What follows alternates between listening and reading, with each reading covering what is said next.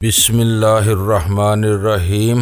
گمنام ہیرو کے معزز ناظرین، السلام علیکم۔ آئیے چلتے ہیں کہانی کی طرف۔ میں کسی سانپ کی آنکھوں جیسی مقناطیسی کشش تھی جو شکار کو مسحور کر دیتی ہے اور سانپ دھیمے دھیمے سرک کر اس کا شکار کر لیتا ہے۔ مجھے اعتراف کر لینا چاہیے کہ اس کی شخصیت بہت بھرپور اور باروب تھی۔ اس کے چہرے کی تیکھی ساکھ سے ظاہر ہو رہا تھا کہ وہ جو کچھ کہہ دیتا ہے اسے کر گزرنے کی طاقت اور اہلیت بھی رکھتا تھا۔ میں تمہارا ممنون ہوں ڈان کہ تم نے مجھے اپنی رہنمائی کے قابل سمجھا۔ میں نے اس سے مروب ہو کر غیر ارادی طور پر کرسی سے قدرے اٹھتے ہوئے سار کو خم دے کر کہا، تمہاری گفتگو اثر انگیز اور پرمغز ہے۔ قانون تو ہر ایک سے انصاف کا داعی ہوتا ہے۔ معاشرے کے مراد یافتہ طبقوں کا تحفظ کرنے والی دستاویز کو کون قانون کہہ سکتا ہے؟ زمانہ بدل گیا ہے۔ اب مافیا صرف کھیتوں، کھلیانوں، جاگیروں اور مزاروں پر حکومت نہیں کرتی۔ ہم وسائل کے مالک ہیں۔ قانون جن کا پشت پناہ ہے، ان سے ہماری آویزش چلتی ہے اور ہم اچھے اور برے، جائز اور ناجائز تمام ذرائع استعمال کر کے انہیں ذکر پہنچاتے ہیں۔ ہماری اپنے مفادات اور ترجیحات ہیں جنہیں ہر قیمت پر حاصل کیا جاتا ہے، لیکن اس صدی کے وسط میں ہیروین نے کاروبار کے تصور میں ایک انقلاب برپا کر دیا ہے۔ وہ نپے تلے لہجے میں بول رہا تھا، کاروبار ہیرو کا ہو یا ہیروین کا، کاروبار ہی کہلاتا ہے۔ آج ہیروین اس مقام پر ہے کہ تجارت میں دنیا کی کوئی جنس اس کا مقابلہ نہیں کر سکتی۔ اس پر بے اندازہ منافع ہے۔ یہ سرمایہ پیدا کرتی ہے اور سرمایہ ہی آج کی دنیا میں ہر طاقت کا منبع ہے۔ تم خوش نصیب ہو کہ ایک ایسی پیداواری منڈی میں بیٹھے ہوئے ہو جو دنیا کی بہترین ہیروین کی تیاری میں خود کفیل ہے۔ تمہاری زرخیز پہاڑی ڈلانوں پر ہیروین کے خام مال کی کاشت سے لے کر سرحدی پٹی میں ہیروین کشید کرنے والے کارخانوں تک ہر سہولت موجود ہے۔ اس کی خالص مقدار پر جو بھاری منافع ہوتا ہے وہ اپنی جگہ پر ہے، لیکن اس میں بھاری مقدار میں بے ضرر گلیکوٹیز ملا دی جائے تو نفع سینکڑوں گنا بڑھ جاتا ہے۔ تمہیں اپنی ساری توجہ اسی پر مرکوز کرنی چاہیے۔ یہ میرا پہلا کام ہوگا، مگر اس کے لیے مجھے شی کے رابطوں کا توڑ کرنا ہوگا۔ وہ ایک عرصہ دراز سے اس علاقے میں کام کر رہے ہیں اور شاید ابتدا میں انہی سے ہماری محاذ آرائی ہوگی۔ تمہیں اپنے فیصلے کرنے میں حبیب کا تعاون رہے گا۔ یہ بھی شی کو اپنے لیے سب سے بڑی رکاوٹ تصور کرتا ہے، لیکن میں اتنا ضرور بتاؤں کہ ہیروین کی بڑی کھیپ باہر نہیں بھیجی جائے گی، ڈان نے کہا۔ ہیروین کی تھوڑی تھوڑی مقدار نئے چہروں کے ذریعے ترتیب سے باہر بھیجنی ہوگی۔ وہ لوگ منزل پر مال طے شدہ پروگرام کے حوالے کریں گے جو اسے ہمارے تھوک فروشوں تک پہنچانے کی ذمہ دار ہوں گے۔ اس کے آگے فروخت اور تقسیم کے لیے ایک مربوط نظام پہلے سے موجود ہے۔ اس نے اشارے سے منیر کے اوپر چھت میں جلتی ہوئی روشنی گل کر دی اور یک بیک اندھیرے میں معدوم ہو گیا۔ میں ان ہدایات کے لیے تمہارا مشکور ہوں۔ آنکھوں کے سامنے پھیلا ہوا اندھیرا دور ہونے پر میں نے تشکر آمیز لہجے میں کہا، جو کچھ میری بساط میں ہے وہ میں کر ہی گزروں گا۔ کس سے بات کر رہے ہو؟ میرے برابر سے حبیب نے حیرت آمیز لہجے میں سوال کیا۔ تم سے نہیں، میں ڈان سے مخاطب تھا، میں نے سنجیدگی کے ساتھ کہا۔ ڈان جا چکا ہے، اب ہمیں آپس میں کچھ باتیں طے کر لینی چاہیے۔ اس نے مجھے مطلع کیا۔ وہ کہاں چلا گیا؟ ابھی تو یہیں تھا، میں نے حیرت اور بے یقینی کے ساتھ کہا، کیونکہ روشنی میں سے گزرے بغیر نکاسی کے راستے تک پہنچنا ناممکن تھا، اور جب ڈان نے میز کے اوپر روشنی کی تھی تو میں نے دیکھ لیا تھا کہ اس کے پیچھے والی سپاٹ دیوار میں نکاسی کا کوئی راستہ موجود نہیں تھا۔ یقین نہیں آتا تو اپنی آنکھوں سے دیکھ لو۔ اس نے میز کے گرد گھوم کر دوبارہ وہی روشنی جلا دی جو ڈان نے آخر میں گل کر دی تھی، اور میں یہ دیکھ کر ششدر رہ گیا کہ میز کے پیچھے خالی کرسی پڑی رہ گئی تھی۔ ڈان لاپتہ تھا۔ حبیب نے اس چھوڑی ہوئی کرسی سنبھال لی۔ پوزیشن میں وہ معافی خاصا باوقار نظر آ رہا تھا۔ معلوم ہی نہیں ہو رہا تھا کہ اس کا مجرموں کی کسی تنظیم سے کسی قسم کا رابطہ ہوگا، مگر بھی جرمنی کی جیل سے میرے فرار کا راز ابھی تک فاش نہیں ہوا ہے۔ مجھے حیران دیکھ کر سیٹھ حبیب کہنے لگا، لیکن میں جانتا ہوں کہ میں ایک مفرور مجرم ہوں، اس لیے میں نے اپنے دفتر سے نکاسی کے لیے بہت سے خفیہ راستے رکھے ہوئے ہیں جن کی مدد سے کسی کی نظروں میں آئے بغیر آنن فانن میں یہاں سے نکل سکتا ہوں۔ ڈان کو میں نے اپنے بعض انتظامات سے آگاہ کر دیا تھا۔ وہ آمد و رفت کے لیے ایسا ہی ایک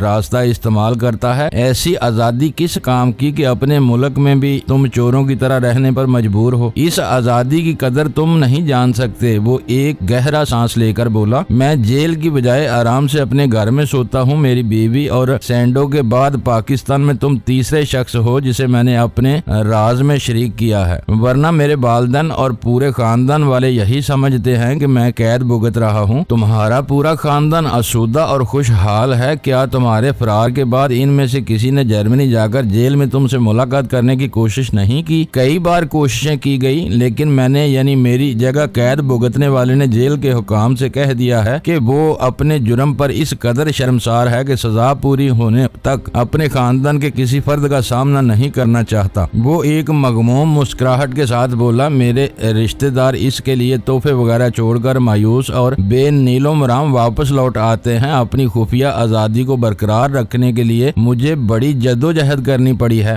جہاں تک مجھے یاد پڑتا ہے، گرفتاری کے وقت تم ایک معصوم بچے کے باپ بھی تھے۔ لالچ، ہوس اور چڑھتے ہوئے خون کی لغزش نے مجھے بالکل برباد کر دیا ہے۔ اپنے دکھوں پر بات کرنے کے لیے شاید میں اسے پہلا آدمی میسر آیا تھا، اس لیے وہ کھل کر بات کر رہا تھا۔ میری بیوی نے مجھے ساتھ رکھنے کے لیے ساس سسر سے زبردستی لڑائی مول لی ہوئی ہے اور ایک الگ تھلگ فلیٹ میں رہتی ہے تاکہ کسی کو میرے وجود کی ہوا بھی نہ لگ سکے۔ میری خاطر وہ ہر الزام اور تانا ہنس کر سہ رہی ہے۔ اپنے 3 سالہ بچے کو اس نے ہمارے خاندانی المیے کے اثرات سے محفوظ رکھنے کے لیے ایک بورڈنگ ہاؤس میں ڈالا ہوا ہے۔ میں اسے دور سے دیکھ آتا ہوں لیکن اس سے مل نہیں سکتا کیونکہ وہ بچہ ہے۔ باپ سے ملاقات کی خبر آنن فانن میں ہر طرف پھیلا دے گا۔ وہ اپنی ماں سے سوال کرتا ہے کہ بورڈنگ ہاؤس میں رہنے والے بچوں کے ماں باپ ان سے ہفتے 15 دن میں ملنے آتے ہیں، لیکن اس کا باپ نہیں آتا۔ وہ کہاں رہتا ہے اور اس سے ملنے کے لیے کیوں نہیں آتا؟ وہ اسے بہلا بہلا کر تھک گئی ہے۔ مجھے پورے 15 سال اسی عذاب میں گزارنے ہیں۔ اس دوران میں میرا بیٹا ہوش سنبھال لے گا اور پھر اسے خود بخود سب کچھ معلوم ہو جائے گا۔ میرے دل میں اس کے لیے ہمدردی کے جذبات پیدا ہونے لگے۔ وہ اپنوں میں رہ کر بھی اجنبی بنے رہنے پر مجبور تھا، کسی سے دل کی بات نہیں کہہ سکتا تھا، ماں باپ تک سے ملنے سے ڈرتا تھا کہ کہیں ان کا اطمینان اس کے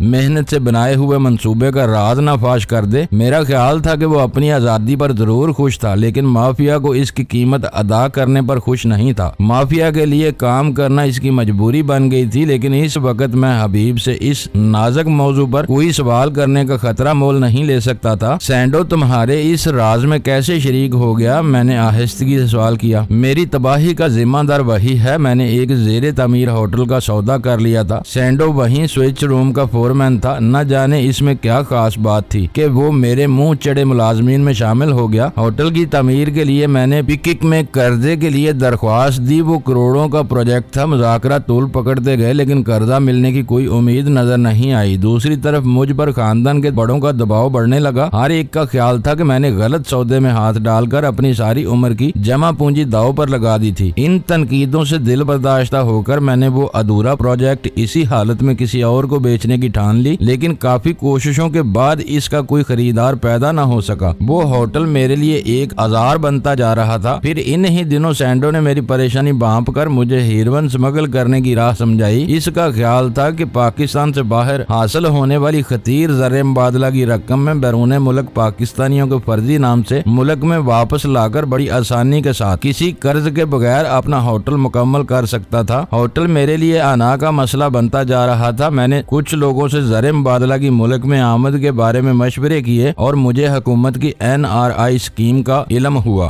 بس وہیں سے میں سینڈو کے دلکش مشورے کے جال میں پھنستا چلا گیا۔ 10 کلو ہیروئن اسی نے مجھے مہیا کی تھی۔ میرا خیال تھا کہ اس مقدار کو اسمگل کر کے میں 10 کروڑ روپے کا خطیر زر مبادلہ ملک میں لا سکتا تھا۔ ہوٹل مکمل کر کے بھی میرے پاس بہت کچھ بچا رہتا۔ میرا سامان پاکستان سے جہاز پر چیک ان ہوا تو میں نے سمجھا کہ آدھا مرحلہ طے ہو گیا، لیکن فرینکفرٹ ایئرپورٹ پر اس وقت میرے سارے خواب بکھر گئے جب انسداد منشیات کے جرمن ماہرین نے تربیت یافتہ کتوں کی نشاندہی پر میرے سامان کی تفصیلی جانچ پڑتال کا فیصلہ کر لیا، اور یوں میں پل بھر میں ایک معزز شہری سے بین الاقوامی اسمگلروں کی فہرست میں جا کھڑا ہوا۔ لیکن وہ موذی ابھی تک تمہاری آستین میں پل رہا ہے، جو ایک بار تمہیں ڈس چکا ہے۔ تمہیں تو واپس آتے ہی پہلی فرصت میں اسے شوٹ کر دینا چاہیے تھا۔ گرفتاری کے وقت میرا فیصلہ یہی تھا، لیکن بعد میں وہ میری مجبوری بن گیا۔ حبیب اتنا کہہ کر خاموش ہوا اور میں اسے ٹوکے بغیر اس کے دوبارہ بولنے کا منتظر رہا۔ سزا یابی کے بعد جیل میں مافیا والوں نے مجھ سے رابطہ قائم کیا تو یہ شرط رکھی کہ رہائی پا کر میں پاکستان میں ان کے لیے ہیروئن پر کام کروں۔ چند ثانیوں کے سکوت میں وہ اپنے خیالات کو مربوط کرنے کے بعد بولا، میرے سامنے کوئی انتخاب نہیں تھا۔ میں جیل سے رہائی کا تصور بھی نہیں کر سکتا تھا۔ پھر جب جب پورا منصوبہ سامنے آیا تو میرے سامنے صرف سینڈو کا نام تھا جس پر میں بھروسہ کر سکتا تھا۔ مافیا والے اسے اپنے خرچ پر مجھ سے ملوانے کے لیے جرمنی لائے۔ سینڈو میرے انجام پر بہت شرمندہ تھا۔ میں نے وہیں اس سے رازداری کا وعدہ لے کر اسے اپنا ہم شکل تلاش کرنے کا کام سونپا۔ میں نے اسے مافیا والوں کی اصلیت سے آگاہ کیے بغیر ان کا تعارف اپنے مقامی دوستوں کی حیثیت سے کرایا تھا۔ میں قید میں تھا اور سینڈو آزاد۔ وہ چاہتا تو واپس جا کر مجھے اور مجھ سے کیے ہوئے وعدے کو فراموش کر سکتا تھا، لیکن اس نے چند ہفتوں میں ہی میرا ایک مناسب ترین ہم شکل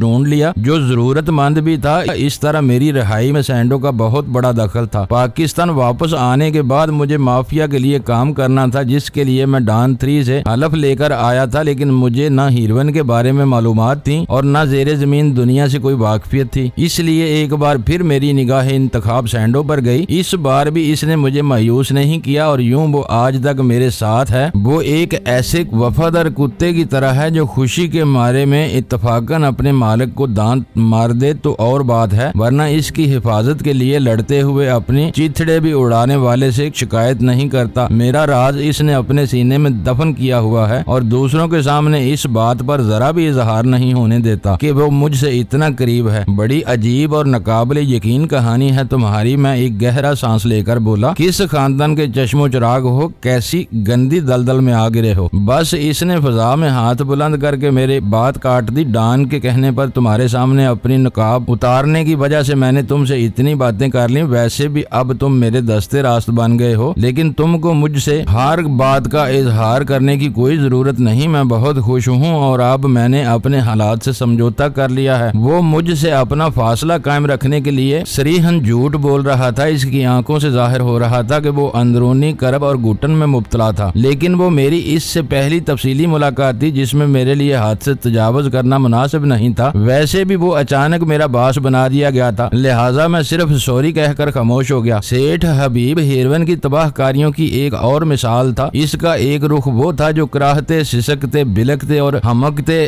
ہوئے ہزاروں نشے باز پاکستان کے ہر شہر اور گلی کوچے میں پیش کرتے تھے، اور دوسرا رخ سیٹھ حبیب پیش کر رہا تھا جو مالدار اور عیالدار ہونے کے باوجود مختصر ترین مدت میں کروڑوں کمانے کی ہوس میں مبتلا ہو کر عزت اور آبرو سے محروم ایک ایسا پنچھی بن چکا تھا جو نہ قفس کا قیدی تھا اور نہ اسے اپنی پرواز کی آزادی حاصل تھی۔ اس نے عارضی طور پر اپنا وقت گزارنے کا بندوبست کر لیا تھا۔ بیوی کی ہمدردیاں جیت کر اس کی رفاقت حاصل کی ہوئی تھی کیونکہ اس بیچاری کے سامنے کوئی دوسرا راستہ نہیں تھا۔ اس نے اپنے 3 سالہ بچے کو اپنی سیاہ بختی سے بے خبر رکھنے کے لیے ہاسٹل میں ڈال دیا تھا، لیکن اس وقت گزرنے کے ساتھ ساتھ سیٹھ حبیب کی پیشانی کا داغ خود بخود اس بچے کے علم میں آنے والا تھا۔ جب اسے یہ معلوم ہوتا کہ اپنے باپ کے لالچ کی وجہ سے وہ ایک معزز اور آسودہ گھرانے کا نور نظر نہیں بلکہ ہیروئن کے ایک اسمگلر کا بیٹا بن چکا تھا، تو کچھ نہیں کہا جا سکتا تھا کہ اس کا ناپختہ کار ذہن کن ہولناک راہوں کا انتخاب کرتا۔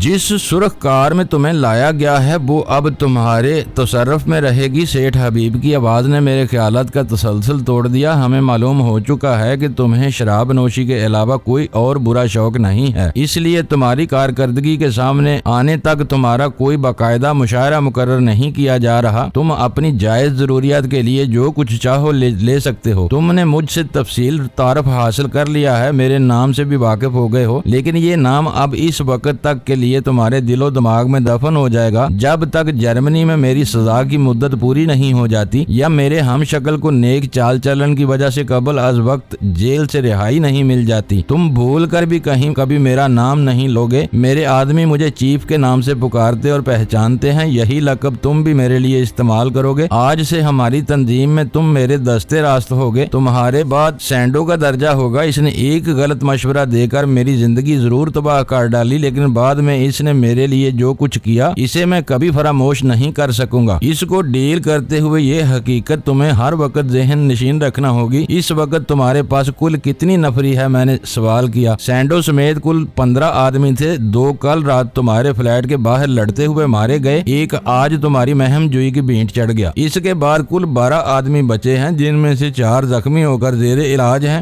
وہ میری مہم جوئی نہیں تھی، تمہارے اور ڈان کے بنائے ہوئے منصوبے نے مجھے اس مقابلے میں حصہ لینے پر مجبور کیا تھا۔ یہ تمہاری بدقسمتی تھی کہ تمہارا ہی ایک آدمی اس کا ایندھن بن گیا۔ اب وہ صرف میرا ہی نہیں تمہارا بھی آدمی تھا۔ اس نے تادیبی لہجے لہجے میں میری توثیق کی، میں ابھی اپنے 8 آدمیوں کو بلاتا ہوں تاکہ تمہارا ان سے بھی تفصیلی تعارف ہو جائے۔ 2-4 روز میں تمہارا کام تم ہی کو سنبھالنا ہے، میں پس پردہ رہ کر صرف تم سے رابطہ رکھوں گا۔ روپوشی اور نقاب کے استعمال کی وجہ سے میں آزادانہ نقل و حرکت میں شدید دشواری محسوس کرتا ہوں۔ تم بے فکر رہو، جیسا چاہو گے وہی ہوگا، لیکن فی الحال تعارف کا معاملہ ملتوی کر دو۔ مجھے سوچنے کے لیے کچھ وقت درکار ہے، اس کے بعد ہی میں اپنے طریقہ کار طے کر سکوں گا۔ البتہ اس وقت میں سینڈو سے ضرور ملنا چاہوں گا کیونکہ وہ تمہارا خاص آدمی ہے۔ مقابلے کے دوران ہمارے درمیان خاصی تلخی پیدا ہو گئی تھی، اس کا بھی دور کیا جانا ضروری ہے۔ تم فکر نہ کرو، اس کے دل میں تمہارے طرف سے کوئی کدورت باقی نہیں رہے گی۔ یہ کہتے ہوئے اس نے انٹرکام اٹھا لیا اور دھیمی آواز میں کسی کو کچھ ہدایت دینے کے بعد ریسیور رکھ دیا۔ یہ دفتر کہاں واقع ہے؟ میں نے اپنے لیے نئی سگریٹ سلگاتے ہوئے سوال کیا۔ یہ شہر کی ایک مشہور تجارتی عمارت کا تہہ خانہ ہے، گراؤنڈ فلور کا کچھ حصہ اور پورا تہہ خانہ میرے تصرف میں ہے۔ اسے ایک برآمدی کمپنی کے دفتر کی حیثیت دی گئی ہے۔ دفتری اوقات میں یہاں باقاعدہ عملہ موجود ہوتا ہے۔ مجھے آنا ہوتا ہے تو میں صدر دروازے کی بجائے ٹیلی فون کیبل کی زیر زمین سرنگ استعمال کرتا ہوں، جہاں سے ایک راستہ براہ راست اس کمرے میں نکالا گیا ہے۔ تم جب چاہو گے یہاں آ سکو گے۔ دفتر کی ایک چابی تمہارے پاس رہے گی۔ میرے ذہن میں کئی سوال ابھرے تھے۔ دفتر سے مراد وہ کمرہ تھا یا گراؤنڈ فلور کا وہ حصہ جسے ایک برآمدی کمپنی کے دفتر کا روپ دیا گیا تھا؟ وہ لوگ ایک معروف کاروباری علاقے میں بیٹھے ہوئے تھے، اس لیے برآمدی کمپنی کا بھرم برقرار رکھنے کے لیے کچھ کاروبار بھی ضروری تھا۔ پھر سب سے اہم بات یہ تھی کہ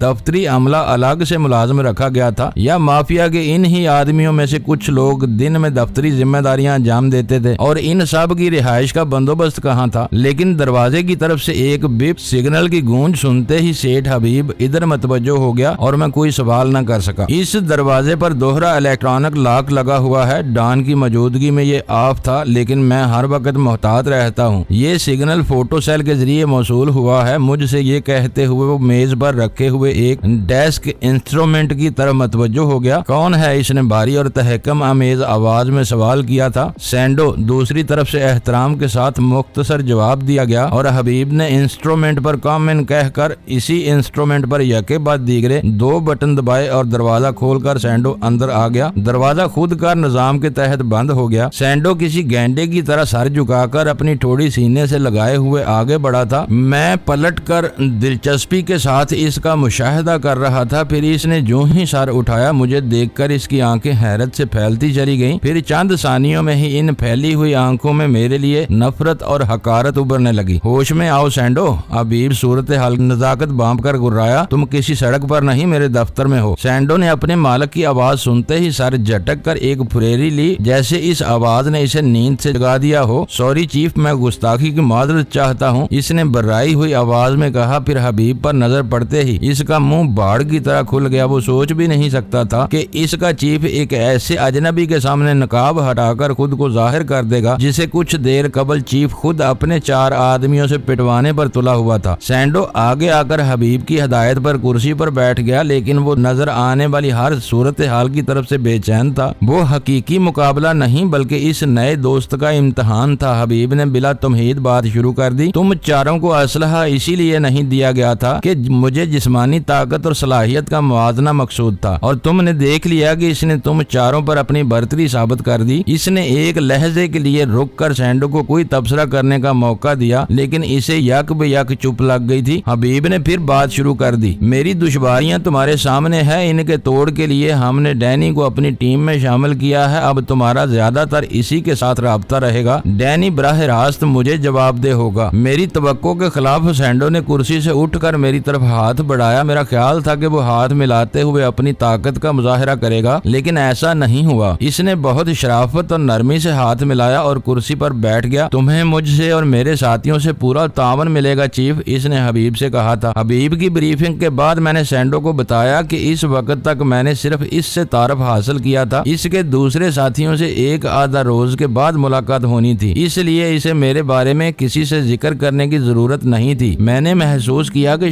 سینڈو شہ زور اور غسیلا ضرور تھا، لیکن کینہ پرور نہیں تھا۔ اس کے ابتدائی رد عمل اور حبیب کی وضاحت کے بعد اس نے مجھے ایک بار بھی یہ احساس نہیں ہونے دیا کہ تھوڑی دیر قبل اس کے ساتھ میرا ایک خونی مقابلہ ہو چکا تھا۔ اس مقابلے میں اس کا ایک ساتھی تو زندگی ہی ہار گیا تھا تھا اور دوسرا بھی بری طرح زخمی ہوا تھا۔ سینڈو چلا گیا تو میں نے بھی ریسٹ واچ پر نگاہ ڈال کر اٹھنے کا ارادہ ظاہر کیا، لیکن حبیب نے مجھے چونکا دیا۔ سب کچھ تو ہوتا رہے گا، ابھی تک تم نے حلف وفاداری نہیں لیا، اس کے بغیر آج کی ملاقات نامکمل رہے گی۔ میں سمجھ رہا تھا کہ باتوں میں وہ اس ناپسندیدہ موضوع کو بھول گیا تھا، لیکن وہ اپنے کام کو خوب سمجھتا تھا، اسی لیے مافیا کے ساتھ اپنے وعدوں کو نبھا رہا تھا۔ حلف غیر ضروری ہے، ہم کسی نیک کام کا سمجھوتا نہیں کر رہے جو حلف لینا پڑے۔ تم میرے ریکارڈ سے واقف ہو، میں ہمیشہ ہی جرائم کی دنیا سے وابستہ رہا ہوں اور ویسے بھی میں مذہب سے بہت دور ہوں۔ جو کچھ پڑھا اور سنا ہے اس پر کبھی عمل کرنے کی نوبت ہی نہیں آ سکی، اس لیے میں حلف نہیں لے سکتا۔ یہ ناممکن ہے ڈینی، وہ مجھے گھورتے ہوئے سرد لہجے میں بولا۔ میری چھت کے نیچے تم مافیا کے ضابطوں کو مسترد نہیں کر سکتے۔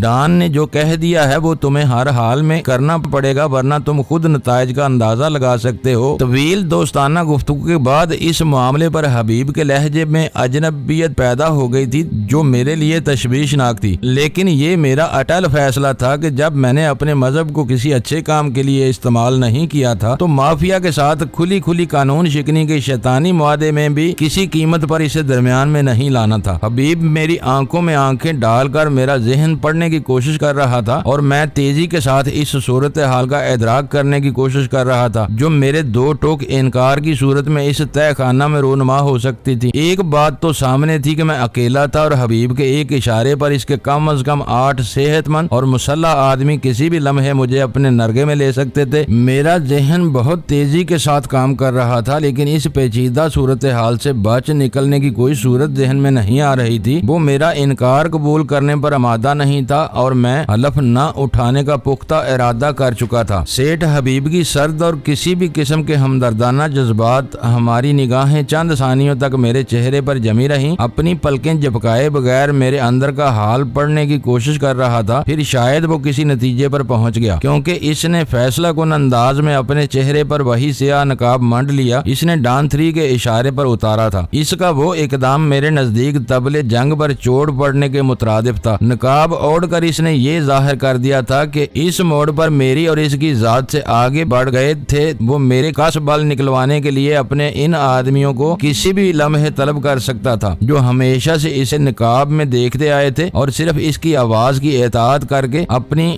بیش بہاب روزی کماتے تھے، لیکن میں اس وقت کسی نئے تصادم سے بچنا چاہتا تھا۔ کیا کچھ عجلت میں ہو؟ میں نے فضا میں پر چھائے ہوئے جمود کو توڑنے کے لیے سرسری لہجے میں سوال کیا۔ حقیقت میں اسے باتوں میں الجھا کر صرف اتنا وقت حاصل کرنا چاہ رہا تھا کہ میرا ذہن کسی حتمی نتیجے پر پہنچ سکے جس کی روشنی میں یہ تصادم کا بھیانک خطرہ ٹل جانے کا امکان پیدا ہو جاتا۔ عجلت کیسی؟ اس کا لہجہ تلخ ہو گیا۔ آج تو تم سے دوستی ہوئی ہے، جب تک اس کے سارے ضابطے پورے نہ ہو جائیں ہم دونوں میں سے کوئی بھی واپس نہیں جا سکے گا۔ تم اس میٹنگ میں ہمارے بارے میں بہت کچھ جان گئے ہو تو ہمارے ہو کر رہو گے، ورنہ اس نے دانستہ اپنا فکرہ ادھورا چھوڑ دیا۔ نہیں رہو گے، میں نے اس کی بات مسکراتے ہوئے پوری کر دی۔ یہ تو تم مجھے کھلی دھمکی دے رہے ہو۔ عجلت میں صحیح، مجھ سے تفصیلی تعارف بھی ہو چکا ہے، اس کے باوجود تم نے اپنے چہرے پر نقاب منڈ لیا ہے۔ آخر بات کیا ہے؟ تم کیا کرنا چاہ رہے ہو؟ اس وقت میں تمہارا نائب ہوں، اس لیے ایک خاص حد تک تمہارا احترام کروں گا۔ اس سے آگے میں صرف اپنی زندگی کے لیے لڑنا جانتا ہوں۔ البتہ ان گنت حریفوں کو میں گاجر مولی کی طرح کاٹ کر پھینک چکا ہوں۔ آخری فکرے ادا کرتے ہوئے میں نے مسکرانا موقوف کر کے دانستہ اپنا لہجہ کرخت کر لیا۔ دوستوں اور دشمنوں کے ساتھ میرا رویہ مختلف ہوتا ہے۔ تمہیں اب ہر قیمت پر مافیا کا حلف وفاداری اٹھانا ہوگا۔ اس کا لہجہ بھی فیصلہ کن تھا۔ تم اپنے انکار پر اڑے رہے تو دوستی کی ابتدا ہی خون آشام دشمنی سے ہوگی۔ میرے آدمی میرے ایک اشارے پر تمہیں دوبارہ گھیر لیں گے۔ ڈان ہوتا تو شاید تمہارا لہجہ اتنا غیر محتاط نہ ہوتا، میں نے درست لہجے میں کہا۔ ڈان ہوتا تو میرے بولنے کی نوبت ہی نہیں آتی۔ یہ تمہاری خوش نصیبی ہے کہ وہ جا چکا ہے اور میں تمہیں نتائج سے آگاہ کر کے تمہیں اپنا فیصلہ بدلنے کی مہلت دے رہا ہوں۔ وہ ہوتا تو حلف برداری سے تمہارا انکار سنتے ہی تمہاری پیشانی کے وسط میں پگھلا ہوا شیشہ اتار دیتا۔ صدیوں سے یہ روایتی حلف مافیا کی پرشکوہ تنظیم کا بنیادی پتھر چلا آ رہا ہے۔ اس سے انحراف کرنے والا کبھی مافیا کا وفادار نہیں ہو سکتا۔ میں نے حلف کو غیر ضروری قرار دیا ہے، اس سے انحراف تو نہیں کیا۔ میں نے پینترا بدلتے ہوئے کہا، اتنی سی بات پر میرے ساتھ اتنی تلخ کلامی تمہیں زیب نہیں دیتی؟ تم تو تصادم پر تلے ہوئے نظر نظر آ رہے ہو۔ میری اس کلا بازی نے اسے چکرا کر رکھ دیا اور وہ فوری طور پر میری بات کا کوئی جواب نہیں دے سکا۔ چند ثانیوں کے توقف کے بعد سنبھالا لینے کے بعد وہ بولا تھا، تو تم حلف اٹھانے کے لیے آمادہ ہو؟ تمہاری بنیاد کے پہلے پتھر کو کون ہلا سکتا ہے؟ تم بتا ہی چکے ہو کہ حلف نہ اٹھایا تو تمہاری صفوں میں شامل نہیں ہو سکوں گا، اور تمہارے ساتھ شامل ہوئے بغیر اب میں زندہ نہیں رہ سکتا۔ ایسی صورت میں میرے انکار کی کوئی گنجائش ہی باقی نہیں رہتی۔ میں تو تمہاری شرط پوری کرنے کو کوئی قابل عمل راہ سوچ رہا تھا۔ قابل عمل راہ صرف ایک ہی ہے کہ حلف اٹھا لو۔ تم مسلمان ہو اور حلف اٹھا کر ہی مافیا کے رکن بنے ہو، اس لیے میں سوچ رہا تھا کہ کیوں نہ میں بھی تمہارے ہی مذہب کے تحت حلف لے لوں۔ تم لوگوں کے یہاں شاید جھوٹے سچے حلف چلتے ہی رہتے ہیں۔ میں نے اسے چکر دینے کے لیے مکارانہ لہجے میں کہا، اس وقت میرے ذہن میں گلو خلاصی کی یہی ایک راہ آ سکی تھی۔ تو تم مسلمان نہیں ہو؟ اس کی آواز تحیر آمیز ہو گئی تھی۔ شاید تم میرا نام بھول گئے ہو۔ میں نے اسے براہ راست انکار یا اقرار کیے بغیر طنزیہ لہجے میں کہا، اس وقت تم پیٹر واک بنے ہوئے ہو، لیکن اس سے پہلے تم ڈینی کے نام سے پہچانے جاتے تھے۔ اصل نام کیا ہے تمہارا؟ اس نے حیرت سے سوال کیا تھا۔ میں نے سمجھ لیا کہ اس کی بے خبری سے فائدہ اٹھا کر میں اپنے لیے درمیانی راہ نکال سکتا تھا۔ اپنا اصل نام تو میں خود بھی بھول چکا ہوں، میں نے تیکھے لہجے میں کہا۔ اس سے بیشتر کہ تم میرے بارے میں مزید منفی باتیں سوچو، میرے اسلامی طریقے سے حلف لینے کا بندوبست کرو، یہ ہرگز نہیں ہو سکتا۔ اس نے اپنے نقاب پوش چہرے کو دائیں بائیں حرکت دیتے ہوئے کہا، تم کرسچین ہو تو تمہیں عیسائی طریقے سے ہی حلف اٹھانا ہوگا، تم اسلام کو درمیان میں نہیں لا سکتے۔ معزز ناظرین، لائک کریں، شیئر کریں اور کمنٹس باکس میں پاک آرمی زندہ باد، پاکستان پائندہ باد کا نعرہ ضرور درج کر کے اپنے ملک پر فخر کریں اور پاکستان کی بنیادیں مضبوط کرنے میں اپنا کردار ادا کریں۔ ویڈیو دیکھنے کا شکریہ۔ معزز ناظرین، اپنا خیال رکھیے گا اور ہمارے چینل کا بھی۔ ISI پاک آرمی زندہ باد، پاکستان پائندہ باد۔